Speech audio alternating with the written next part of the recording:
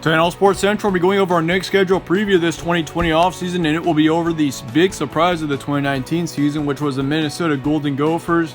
This team went on to be 11-2 in 2019 once again, and they really had quite the year. They ended up being Auburn to finish off the season as well. But how will they do in 2020 is what we're going over here today. We're going to be going over a few players this team will be losing, who they're going to be returning, and also going over their schedule for the first time this offseason. So starting off with the games that this team has had since November. Of course, they had that big game on November 9th where they beat Penn State 31-26. And with Penn State being ranked 4th in the nation, that was really where Minnesota's season turned around, no doubt about it. From there on, they did end up taking 2 losses, but really, that's when Minnesota really got the spotlight on them. November 16th would be the next week where they lost to Iowa on the road, 19-23, and that certainly was a big, crucial game. And it really pains me to see them lose that game because I think if Minnesota would have won, there's certainly a much greater chance that they would have went on to the Big Ten championship game. And so, yeah, for Minnesota, that's pretty tough. But nonetheless, they did beat Northwestern the next week, 38-22, and lost to Wisconsin on rivalry week, 17-38. That was certainly the toughest loss of the season for Minnesota. However, they went on to the Outback Bowl, bounced back and beat Auburn. That was a huge game, 31-24. They got the win there. And looking at the trend for Minnesota this season, they started off the year 9-0 and 8-0 through September and October. And they finished off 3-2 between November and the postseason. So overall, once again, it was a really great season for Minnesota, no doubt about it. I mean, I'm sure you could ask any Minnesota fan, and they'd be pretty proud of how Minnesota did last season. Looking at a few key points for Minnesota heading into this offseason, though they lose or they return their starting quarterback Tanner Morgan, which he was a huge part of this team last season. He had over 3,200 yards of passing as well as 30 touchdowns and 7 interceptions, and so returning him is going to be a huge part of this offense, and that's going to help this team a ton. They do lose their top running back Rodney Smith, which he had just over 1,200 yards of total offense and 8 touchdowns, and he's quite frankly going to be probably the worst loss that this team is going to be having this offseason. But they do return their second running back, Muhammad Ibrahim, which he had just over 600 yards and 7 touchdowns, and it looks like he's going to take over as the top running back next season. And of course, they also have Tyler Johnson. They end up losing him as well, their top wide receiver, which he had just over 1,300 yards of total offense as well as 13 touchdowns.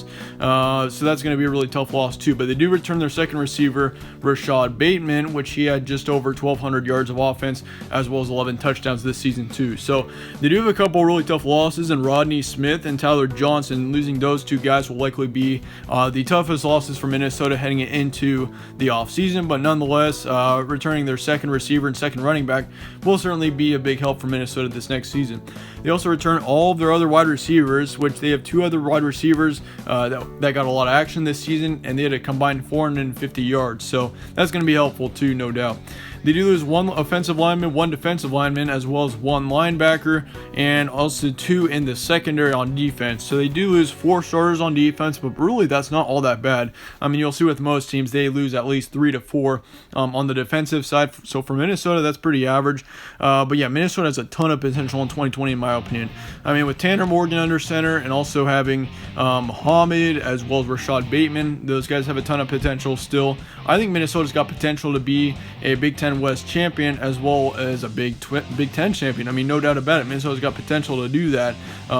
It just is going to shape out. I mean, their schedule's a little bit tougher, which is going to be the reason that they would have a tough time winning the Big Ten West. But nonetheless, we're going to look over that right now. Here's the 2020 schedule for Minnesota. They face Florida Atlantic to kick off the season on September 3rd, as well as Tennessee Tech on September 12th in the second week. So really, those 2 games should be pretty winnable. And then you got Iowa on September 18th, first conference game in the 3rd week of the season, as well as BYU the week after that. So really, I mean, BYU, I don't expect them to be all that great next season, so that should be an easy game there.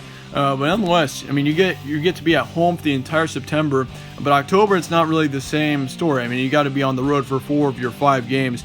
You got Maryland and Wisconsin back-to-back weeks on the road. I mean, Maryland shouldn't be all that bad, but Wisconsin will be a bit tougher. And then you got Michigan and Illinois, Michigan being at home, so that's a winnable game. But then Illinois and Michigan State on the road on October 24th and 31st. So those will be 2 tougher games, especially with them being on the road.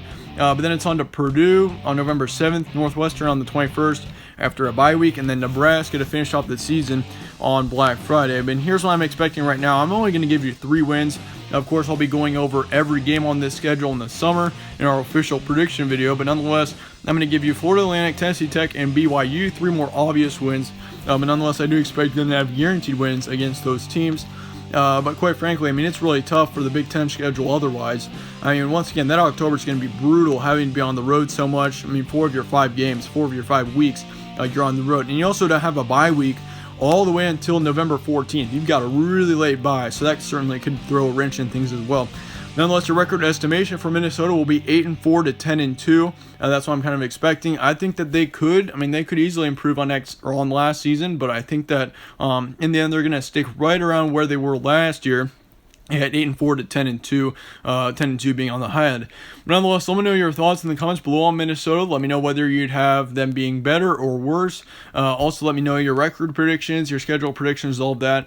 Thank you guys all for watching. Though once again, stay tuned for more from All Sports Central. Stay tuned for more schedule previews, and I will see you all later.